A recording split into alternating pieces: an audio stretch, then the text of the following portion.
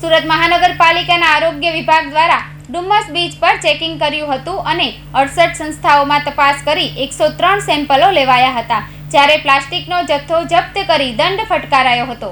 સુરત મહાનગરપાલિકા આરોગ્ય વિભાગ દ્વારા ડુમ્મસ બીચ પર ચેકિંગ સહિતની કાર્યવાહી કરાઈ હતી। ખાણીપીણીનું વેચાણ કરતી સંસ્થાઓમાં તપાસ કરાઈ હતી, જેમાં 68 સંસ્થાઓમાં ચેકિંગ કરી 103 સેમ્પલ લેવામાં આવ્યા હતા, તો 51 સંસ્થાઓને આરોગ્યલક્ષી નોટિસ અપાઈ હતી। રેલવે સ્ટેશન અને બસ સ્ટેશન પર 260 સંસ્થાઓમાં પણ તપાસ કરાઈ હતી અને ડસ્ટબિન ન રાખતી સંસ્થાઓને નોટિસ આપવામાં આવી હતી।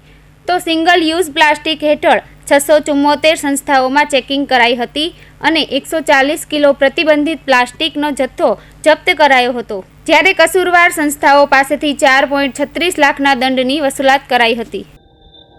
ગઈકાલે નાયબ મુખ્યમંત્રી શ્રી દ્વારા જે સૂચના આપવામાં આવેલી એના અનુસંધાને આપણા deputy commissioner Shri health and hospital અને આરોગ્ય અધિકારી શ્રી દ્વારા અમને સૂચના આપવામાં આવેલી અઠવા ઝોન વિસ્તારની અંદર પ્રવાસન સ્થળ જે આપણું ડુમ્મસ બીચ છે ત્યાં આગળ અને ધાર્મિક સ્થળ અંબિકા નિકેતન મંદિર ત્યાં આગળ આપણે ઘણી સફાઈ ઝુંબેશ હાથ ધરેલી, સફાઈ કામદારો ગોઠવીને અને મશીનરી ગોઠવીને ત્યાં ઘણી સફાઈ કરાવી છે।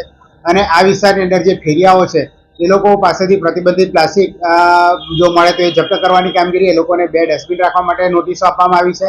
અને જે ખાણીપીણી વાળી જે સંસ્થા છે આ સંસ્થાઓમાંથી આપણે ફૂડના સેમ્પલો પણ લીધા છે અને લગભગ 52 જેટલી સંસ્થા પાસેથી આપણે 93 સેમ્પલ લીધેલા છે અને આ લોકો પાસેથી જે પ્રતિબંધિત પ્લાસ્ટિક મળ્યું છે એ લોકોને આપણે વહીવટી ખર્ચ પણ વસૂલાત કરેલી છે।